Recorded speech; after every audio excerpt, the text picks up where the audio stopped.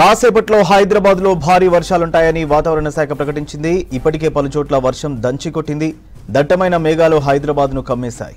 IMD alert తో బల్దియా అప్రమత్తమైంది. లోతట్టు ప్రాంతాల్లో ప్రజలను అలర్ట్ చేశారు. ఎన్డీఆర్ఎఫ్ బృందాలను మోహరింపజేశారు. డ్రైనేజీలు తెరిచి ఉంచొద్దని అధికారులకు ఆదేశాలు జారీ చేశారు. ఇక ఇటు జోనల్ కమిషనర్లు ఎస్ఈలతో ఇన్ఛార్జి కమిషనర్ ఆమ్రపాలి టెలికాన్ఫరెన్స్ నిర్వహించారు. వాటర్ స్టాగ్నేషన్ పాయింట్స్ తో అప్రమత్తంగా ఉండాలని ఆదేశించారు.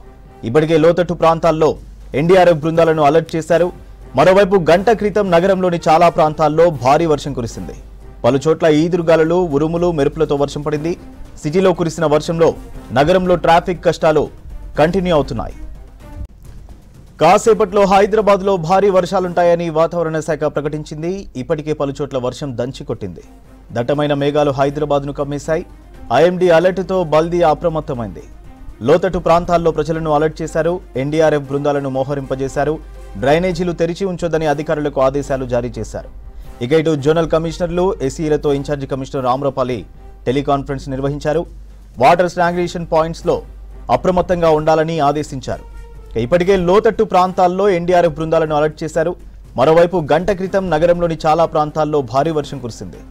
పలుచోట్ల ఈదురుగాలులు, ఉరుములు, మెరుపులతో వర్షం పడింది.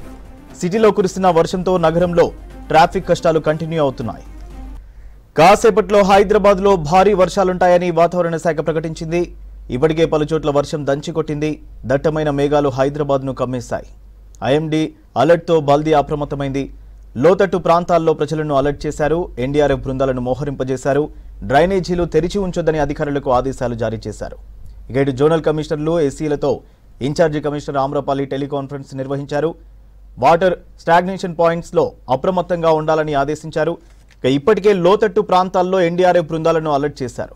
మరోవైపు గంట క్రితం నగరంలోని చాలా ప్రాంతాల్లో భారీ వర్షం కురిసింది. పలుచోట్ల ఈదురుగాలులు, ఉరుములు, మెరుపులతో వర్షం పడింది. సిటీలో కురిసిన వర్షంతో నగరంలో ట్రాఫిక్ కష్టాలు కంటిన్యూ అవుతున్నాయి. ఐకియా ఏరియాలో వర్ష ప్రభావంపై మరింత సమాచారం అజయ్ లైవ్ లో అందిస్తారు. అజయ్, సిటీలో వర్షం ఎఫెక్ట్ ఎలా ఉంది?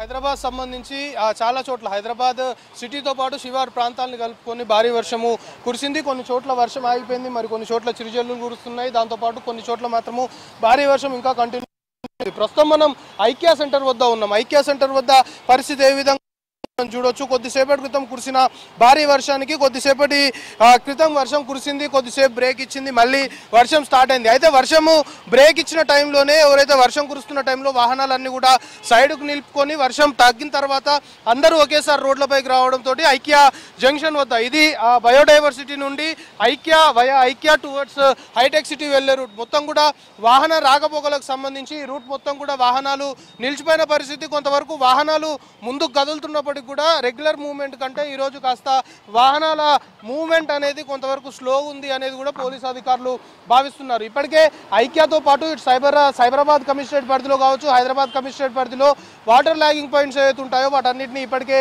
ఐడెంటిఫై చేస్తారు పూర్తి స్థాయిలో. ఇటు జిహెచ్ఎంసీ బృందాలు, ఎన్డీఆర్ఎఫ్ టీమ్స్తో పాటు ఇటు ట్రాఫిక్ పోలీసులు కూడా అప్రమత్తమైన పరిస్థితి. ఎందుకంటే సాధారణంగా వర్షం కురిస్తే ట్రాఫిక్ సంబంధించిన చిక్కులు హైదరాబాద్లో రెగ్యులర్గా కనబడుతుంటాయి. సో ప్రస్తుతానికి అదే కంటిన్యూ అవుతుంది. ట్రాఫిక్ పోలీసులు కూడా సాధారణ రోజుల్లోనే సాయంత్రం వేళలా, ముఖ్యంగా ఈ టైంలో 5 గంటల నుండి దాదాపు 8 గంటల వరకు కూడా ట్రాఫిక్ సంబంధించి దాన్ని పీక్ టైంగా పరిగణిస్తారు. సో ఇలాంటి పీక్ టైంలో ఒక్కసారిగా 3 o'clock 3:30 నుండి దాదాపు 4:30 వరకు వర్షం పడింది.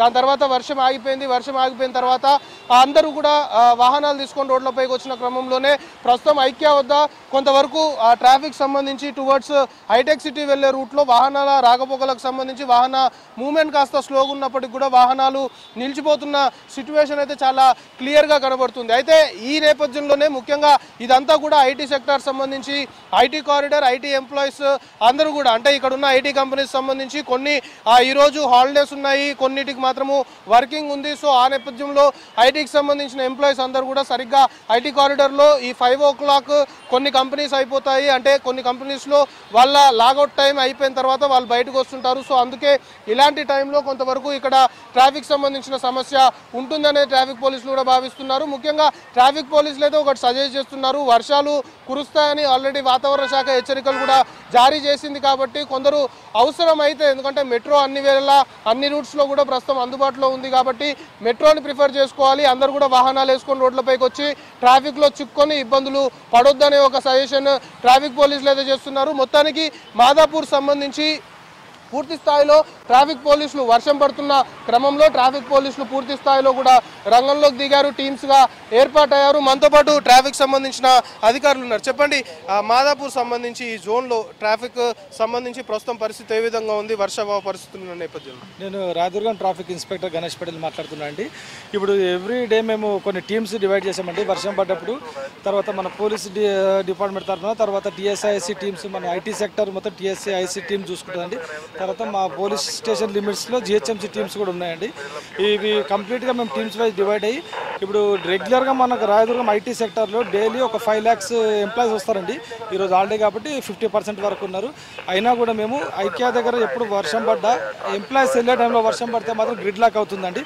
ఆ గ్రిడ్ లాక్ కాకుండా ఐక్యా నుండి ఎగ్జిట్ వేస్ ఏవైతున్నాయో ఐక్యా నుంచి టువర్డ్స్ జేఎన్టీ కానీ, ఐక్యా నుంచి దుర్గం చెరువు టువర్డ్స్ సిటీ కానీ, తర్వాత గచ్చిబౌలి జంక్షన్ కాలనీ కానీ, తర్వాత మాకు ఎన్సీబీ జంక్షన్, ఈ వెహికల్స్ అన్ని ఈవినింగ్ మినిమం 2 to 3 lakhs మన వీళ్ళు ఎంప్లాయీస్ వెళ్తారండి. వీళ్ళందరినీ ఎగ్జిట్ అయ్యేటట్టు చూస్తామండి.